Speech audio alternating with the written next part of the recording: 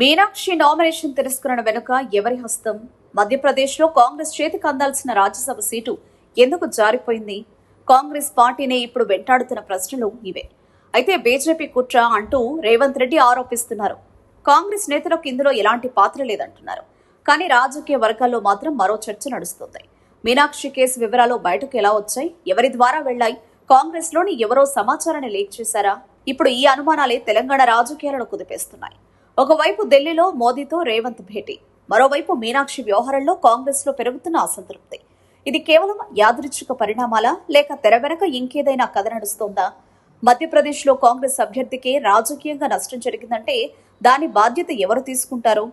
కాంగ్రెస్ అధిష్టానం విచారణ జరుపుతుందా, లేక మొత్తం వ్యవహారాన్ని బీజేపీకి నెట్టేసి చేతులు దులుపుకుంటుందా?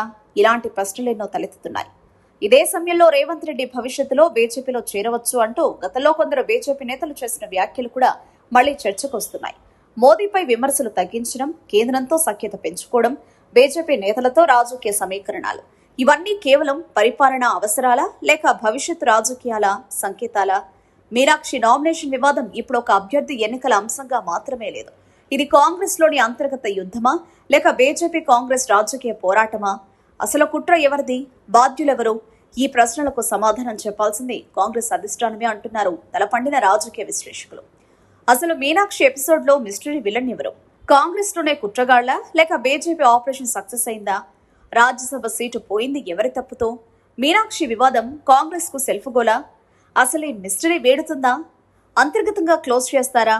ఏమో మరి. కాంగ్రెస్ పార్టీలో అంతర్గత ప్రజాస్వామ్యం ఎక్కువ కదా, ఈ అంశం కూడా అలాంటిదేనేమో.